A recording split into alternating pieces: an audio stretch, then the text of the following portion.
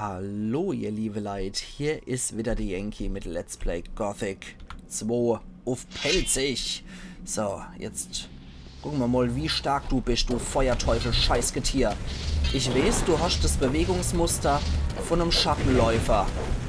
Deswegen probieren wir unser Glück mal so, dass wir dich irgendwo gegen die Wand prügeln, wo du uns nämlich entkommen kannst, du Mistvieh. Und dann schauen wir mal. Also der sieht aus wie ein untoter Schattenläufer. So. Nur, dass der als geisterhafte Erscheinung noch so existiert und mit Feuer umgeben ist. Okay. El Bisto Grande macht offensichtlich sehr viel Rabatz und hält viel aus. Aber leider kann ich es nicht plündern. Aber das Biest scheint was Wertvolles zu bewachen. Deswegen gucken wir hier mal rein, wenn wir schon in so einer Erbauerruine sind. So, Oh, Steintafel der Stärke 3 ist natürlich geil und Lebensenergie 3. Perfekt. Haus der Priester macht hier seinem Namen alle Ehre. Hier sind nur Texte drin, die in der Sprache der Priester sind. Rechts, rechts, rechts, links, rechts, rechts, links, rechts, rechts, rechts, links, rechts, links, rechts, links. Okay, da ist nur normaler Schampel drin. Interessant finde ich auch, dass dieser Feuerteufel nach wie vor brennt, obwohl ich ihn gekillt habe. Okay, so. Jups und Süffel. Und zum Schluss noch Büffel. So, sehr schöne Wurst gibt es auch noch hinterher. Dann sind alle zufrieden. Die ist ganz schön knackig, scheint wohl eine Dauerwurst zu sein. So, dann lesen wir uns noch die Texte gleich durch. Dumm. Lebensenergie plus 3, das gibt wieder plus 15. Lebensenergie, sehr schnieke. Und Stärke plus 3, Stärke 3 gibt Stärke plus 6. Perfekt, jetzt sind wir auf Stärke 60. Über Stärke 60, wir sind bei Stärke 61. Perfekt. Moment, nee, da wollte ich nicht drüber speichern. Ich wollte durchspeichern. Wir alternieren, jo, falls es irgendein Problem bei der Aufnahme gibt, dass ich am Anfang von der Episode wieder anfangen kann. Da kommen noch so ein paar Gesichter angestapft, das war logisch. Das war zu erwarten, dass solche Biester hier Wache halten. Ich meine, das war wirklich logisch, dass Steinwächter hier unterwegs sind. Mit so einem Feuerteufel habe ich ganz ehrlich gesagt wirklich nicht mehr gerechnet. Da ist nichts zu holen. Aber mit Stählwächter habe ich auf jeden Fall gerechnet. Oh, Feuerteufel, ahoi. Sehr schön. Das ist dann der zweite von den Mistviecher. Da gucken wir doch erstmal da drüber rein, bevor wir uns gleich wieder mit so einem Scheiß-Vieh anlegen. Sollten wir noch vorher Süffelzeit machen. Und dann können wir uns allmählich wieder mit einer Biester anlegen, was sich hier so rumtreibt. Möglicherweise muss man auch mit Skelette und andere Untote hier rechnen in dem Gebiet. Nicht nur mit Stählwächter. So. Was treibt sich hier noch rum? Erstmal nix. Das sieht doch ganz gut aus. Gucken wir uns hier mal etwas gründlicher um. So, hier sind noch ein paar alte Schriftrolle. Das wird die Wassermagier wahrscheinlich sehr interessieren. Ja, da kommt schon wieder so ein Kumpel gegammelt. Hallo Kumpel. Wenn möglich würde ich dich gern gegen die Wand prügeln. Kannst du mal aufhören? So, dankeschön. Da ist nichts zu holen. Manchmal haben auch die was bei sich. Deswegen attackiere ich auch die und plünder die auch dann. Und hier? Oh. Feuerteufel. Okay, Feuerteufel ist in Ordnung. Da habe ich kein Problem damit, wenn der erstmal nur droht. Aber die Wächter sollten wir von ihm separieren. So. Gut, dann ist der nämlich allein im Raum. Dann kann ich mich so um das Biest kümmern. Aber vorher sollte ich mich erst noch mal ein bisschen anders hochheilen. Wir haben hier noch genau, sowas wie Heilkraut und Heilwurzel. So. Du ist dann wieder ganz gut, dass ich so ein bisschen Salat bei mir habe. Dann können wir noch hier ein bisschen was von dem Seraphis uns zwirbeln. Und auch so. Und dann attackieren wir den Steinwächter. Attackieren wir den Feuerteufel wieder direkt. So, komm her, du Sausack. Ja, das sieht schon mal noch eine strategisch sehr gute Position aus für mich. Okay, das war etwas zu lang gebraucht. Okay, es sieht schon mal gut aus. Aber man sollte Tag nicht vor dem Abend loben. Aber ich denke, diese Häuser der Erbauer haben durchaus sehr nützliche Sache für uns parat. Boah, der schluckt da war echt wie ein Matrose. So. Alter Falter. Aber es ging ohne, dass ich verletzt wurde bei. So, jetzt gucken wir mal, was das für Tränke waren. Ah, darauf habe ich gehofft. Essenz des Geistes. Maximales Mana plus 3. Perfekt. Dann haben wir anscheinend noch so ein Extrakt der Heilung gekriegt. Sehr schön. Attributssteigernde Tränke sind immer am besten. So, dann können wir das noch und gucken wir hier den Text uns an, wenn wir den lesen dürfen. Ja, tatsächlich. 150 Erfahrungspunkte gab es auch noch. Quahodrons Alter machte es ihm unmöglich, unser Heer zu führen. Und so bestanden die Priester auf ihrem Recht der Befehlsgewalt über ihn. Sie wiesen ihn an, sein Amt niederzulegen und das Schwert weiterzugeben. Der Rat der Fünf sollte seine Nachfolge bestimmen. Doch die Kaste der Krieger verweigerte dem Rat die Wahl. Die Krieger wollten sich nicht länger dem Rat der Fünf fügen und erwählten seinen Sohn Rademes zu ihrem neuen Anführer. Aus Stolz und Vertrauen in sein eigen Fleisch und Blut entschied Quahodron sich dazu, ihm nachzugeben. Er überreichte das Schwert seinem Sohn in der Hoffnung, dass er es mit der gleichen starken Hand führen möge, wie er es selbst einst tat. Okay, interessant. Das scheinen wohl Chroniken zu sein, die diese Priester hier niedergeschrieben haben. Und, oh, Armbrustschütze 3, sehr cool. Sehr, sehr cool. Also da sind wir anscheinend schon mal gleich in die wertvollste Ruine reingestolpert, wo auch gleich diese Priestersprachentexte sind, die immer gleich die höchste Attributssteigerung haben. Finde ich persönlich sehr geil. Das gibt uns jetzt bei Armbrust, Treffe mit Armbrust 6% wieder mehr. Wir sind immer noch im Anfängerbereich, aber das könnte irgendwann mal etwas rosiger aussehen, das Ganze für uns. Okay, hier geht es nochmal eine Spur tiefer runter. Was wartet hier auf uns? Das sieht irgendwie noch Grüfte aus. Ja? Könnten die Grüfte der Priester sein. Ah ne, das ist auch wieder Bibliothek. Okay. Stimmt, Riordan hat uns ja auch gesagt, dass das Haus der Gelehrten tatsächlich Bibliothek war. Da können wir uns anscheinend wieder einiges über die Geschichte noch lesen. Da haben wir noch einen Ring.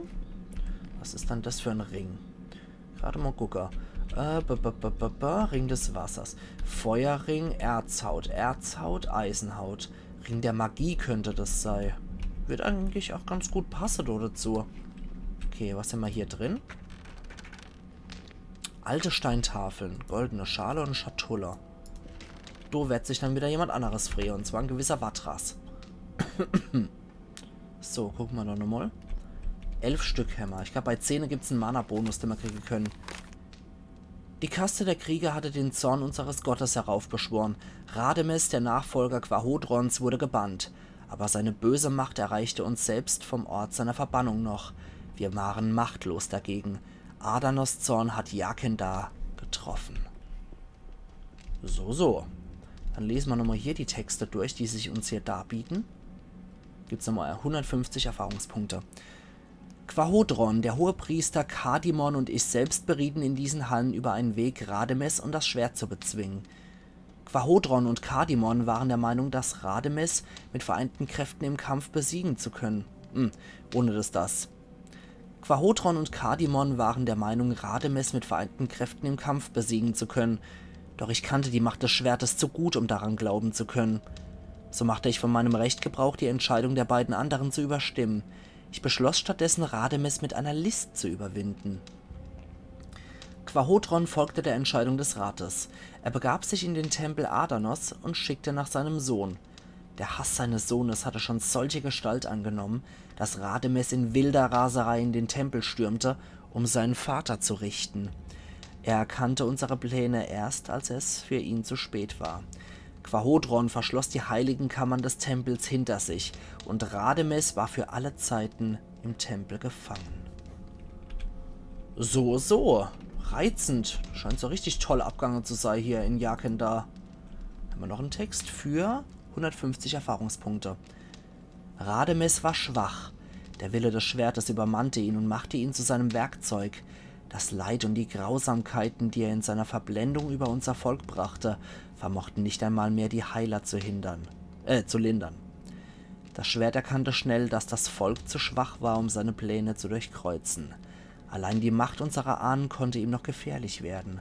Und so ließ es Rademes alle toten Wächter... Und so ließ es Rademes alle toten Wächter verbannen oder hinrichten und machte so jede Hoffnung auf Erlösung von diesem Übel zunichte. So war kein einziger der Totenwächter mehr zugegen, als die verbliebenen 4 entmachteten Anführer unseres Volkes den bitteren Entschluss fassten, Jaqen-Dar aufzugeben. Der Krieg tobte in den Straßen, als die Heiler aufbrachen, um den einzigen Zugang zu unserem Tal für immer zu verschließen. Okay, das haben wir also der Heiler zu verdanken, dass das Tal versiegelt war. Okay, interessant, interessant. Das sind aber sehr interessante Chroniken, die man hier zu lesen kriegen, muss ich sagen. Ah, Moment.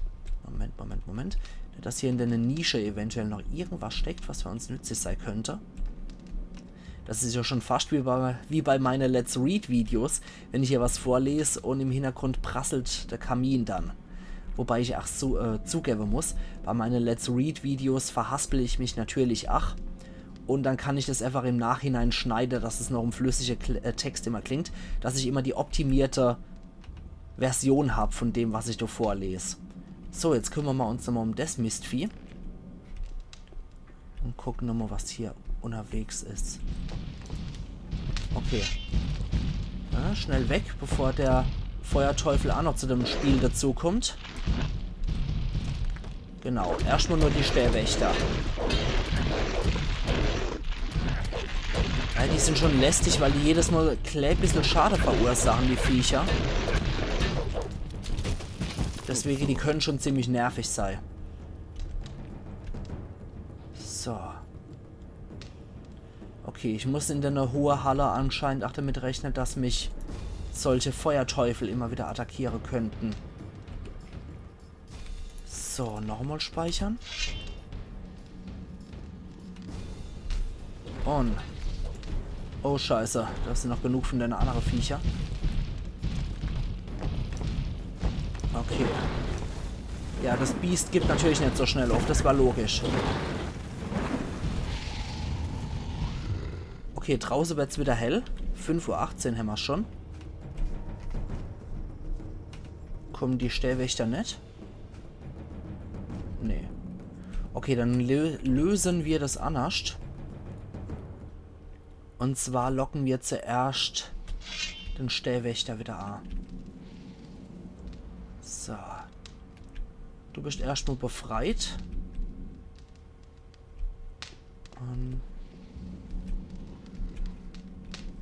Okay. Ich will, dass die mich angreifen. Ah, scheiße.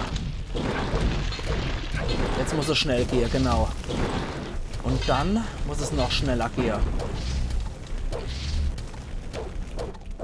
Genau da will ich dich haben. Du bleibst.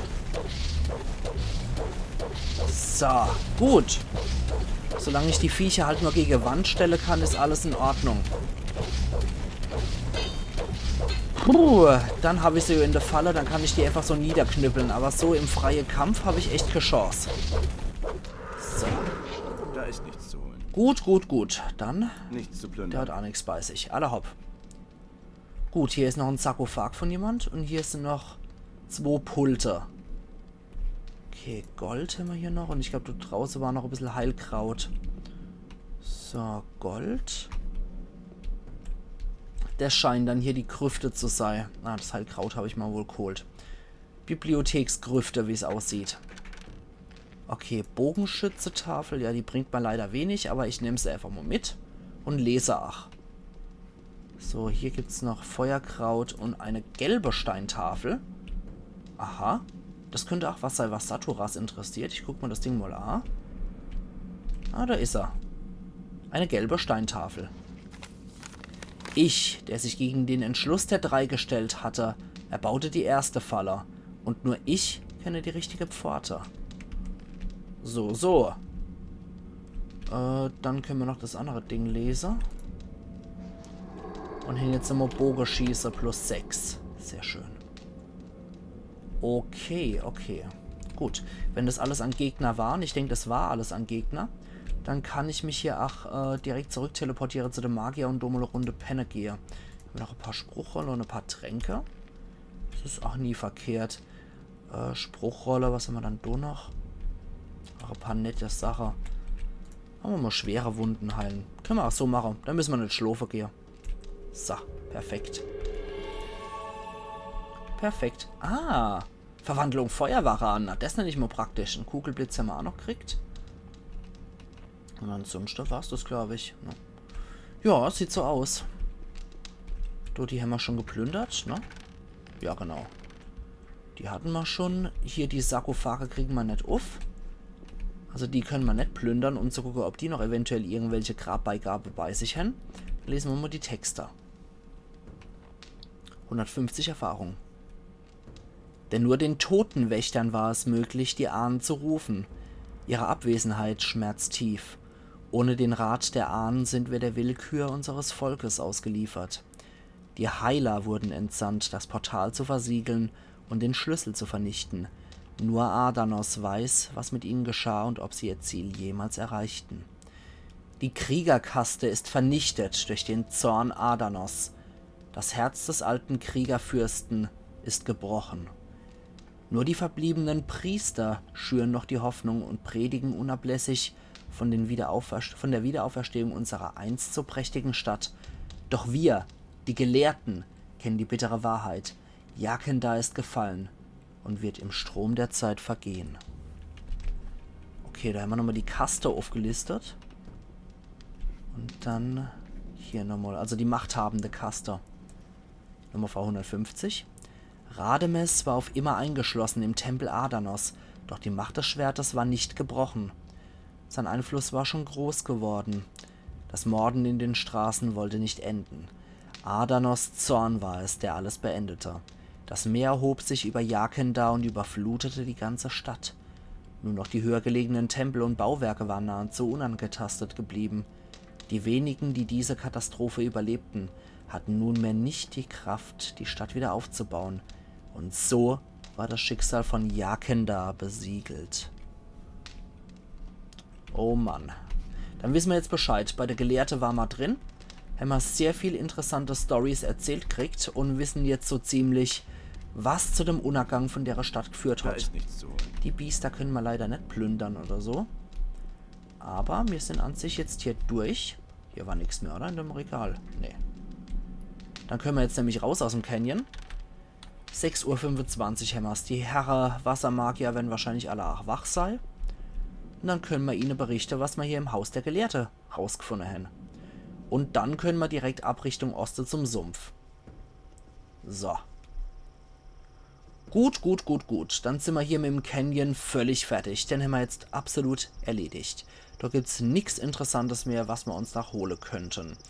Die Verwandlung in Feuerwaran finde ich wiederum saumäßig nützlich. Das könnte uns noch durchaus helfen, wenn wir gegen stärkere Gegner bestehen müssen. Aber ich denke, sobald wir das Add-on-Gebiet durch haben, sind wir sowieso vom Level her recht ordentlich. Und wir haben dann auch ein paar nette Gimmicks hier gekriegt und dann können wir uns durchaus auch nochmal in Stärke und in Geschicklichkeit erproben, dass wir da nochmal ein bisschen mehr Push kriegen. Generell ist es nicht verkehrt, diese Häuser der Erbauer sich anzugucken, weil dort drin finden sich dann schon ein paar interessante, gute Tafeln und es finden sich ein paar interessante Texte dort drin, sowie eventuell auch Tränke. Also das war jetzt das Haus der Gelehrten. Ich habe gedacht, das wäre von einem Priester. Aber gut, dann wissen wir doch auch Bescheid. Und dann wundert es mich auch nicht, dass ein Ork-Schamane hier der A-Führer von der Horde war, die sich das Ganze mal näher angucken wollten. Der als Gelehrter wahrscheinlich so eher nochmal einen Bezug zu dem Ganzen hat. Die Magier, die wir so haben, sind ja auch Gelehrte und Priester zugleich. So. Hi Jungs, ich habe ein paar Neuigkeiten für euch. Ah, ihr schwätzt jetzt erstmal. Ihr macht erstmal Feierabend. Ja, wenn man den ganzen Tag so hart schafft, dann kann man sich sowas auch mal erlauben. So, Nefarius, Myxia. Warte mal. Hör ich mal zu. Hier? Wenn ich Ah, ne, okay. Stimmt, das kommt ja erst, wenn ich wirklich einen Geist sehe. Bei der Totenwächter ist das. Ah ja, Riordan, der Herr schläft natürlich noch hier. So. Hier. Wegen der Herrenhäuser. Ja, Die Orks scheinen sich für die Bibliothek der Gelehrten zu interessieren. denkst du, dass sie die alte Sprache lesen können? Ich denke nicht. Aber wer weiß das schon? Vielleicht solltest du trotzdem besser dafür sorgen, dass sie verschwinden. Habe ich schon. Hier. Ah ja, gut, dass ich das nochmal zur Auswahl habe. Die Orks werden das Interesse an dieser Region bald verlieren. Wie kommst du darauf? Ihr Anführer ist tot. Wollen wir hoffen, dass du recht hast. Störungen dieser Art können wir jetzt nun wirklich nicht gebrauchen. Kann man so sagen, ja. Gut, dass ich mal wieder aufrahmen, ne? Wegen... Ja, Erzähl mir noch mal, wo sich jedes... Okay. das Haupt... Bla bla bla bla bla bla bla. Und hier. Lehre mich die Kunst des Tränkebrauens. Was willst du brauen? Was kann er dann? Mana-Elixier könnte ich noch lernen und einen Geschicklichkeitstrank. Ah ne, ich habe sowieso nichts mehr parat. Okay. Dann Saturas, mit dir könnte ich vielleicht auch noch mal runterreden. Hier. Wegen der Reliquien. Ich denke, ich habe ja was für dich. Diese Art von Steintafeln kennen wir bereits. Ah. Die bringen uns jetzt nicht weiter. Es muss noch mehr geben als das. Was ist hiermit? Das sieht gut aus. Wo hast du das gefunden? Das Teil hier lag in einem großen Gebäude in einer großen Schlucht. Das war die Bibliothek des alten Volkes. Scheinbar eine Tafel der Gelehrten. Viele der Schriften, die wir gefunden haben, stammen vom Anführer der Kaste der Gelehrten. Merkwürdigerweise hat er seinen eigenen Namen nirgendwo hinterlassen. Tja. Sehr gut. Das Bild dieser Stadt wird schon klarer. Aber wir wissen noch nicht genug. Es müssen insgesamt 5 Steintafeln dieser Art hier in der Gegend versteckt sein. Finde sie und bringe sie zu mir. Okay, Hier das gibt's hast du dann etwas wohl. Gold zu deiner Entlohnung. Ich werde Dankeschön. sehen, ob ich was finde. Gut. Beeil dich aber damit. Die Zeit ist nicht unser Verbündeter. Natürlich. Ja, die 5 Steintafeln werden wahrscheinlich in den 5 Herrenhäusern dann drin sein. Wofür braucht ihr diese 5 Steintafeln? Die Aufzeichnungen, die wir hier in der Ruine finden können, sind unvollständig. Aber die Niederschriften der Erbauer sprechen von 5 Herrschern, die diese Stadt regierten. Jeder dieser Herrscher hatte eine dieser Tafeln als ein Symbol seiner Herrschaft. Ich denke, diese Tafeln sind der Schlüssel zu unseren Fragen. Okay. Dann, Adanos möge dich schützen. was es gerade so kracht. So, dann können wir weitergehen. Wir haben es jetzt 7:30 Uhr, das ist doch perfekt. Dann können wir jetzt direkt in Richtung Sumpf gehen für die letzten paar Minuten, die wir noch haben. So. Perfekt. Da waren wir nämlich auch noch nicht in dem ganzen Gebiet. Der Westen haben wir jetzt ziemlich ausgekundschaftet. Und ich würde sagen, jetzt ist es an der Zeit, dass wir uns der Osten mal angucken. Außerdem haben wir ja auch eine Shiny Card, die Schatzkarte von Greg noch. Oh, oder das vergessene Tal der Erbauer haben wir hier auch nochmal. So, genau. Das ganze Krimskrams im Norden. Oh, da muss es anscheinend noch einen Pfad durch das Sumpf geben, den ich bisher noch nicht gefunden habe. Okay, den nördlichen Schampel habe ich schon gefunden. Da in der Südweste könnte ich noch gehen. Da scheint es auch ziemlich interessant auszusehen. Aber erstmal kümmere ich mich mal ein bisschen... Ja, Wobei, sorry, wenn ich da jetzt versprochen habe, das Gedöns, aber im Südwesten haben wir gleich 2 von den Erbauerruine. Und ich glaube, das ist doch relativ vielversprechend, das Tal. Dass wir uns da mal eine Runde umgucken. So. Da haben wir nämlich auch dann wahrscheinlich so ein Teleport noch dafür. So. Das heißt, wir gehen jetzt erstmal nicht in die Richtung, wo es zu der Pirate geht. Das wäre die Richtung hier. Sondern wir gehen in die Richtung. Oh, da sind noch spontane paar Varaner entstanden. Na, dann kümmern wir uns doch mal gleich mal um die Biester, oder? So. Ja, komm her, du Scheißvieh.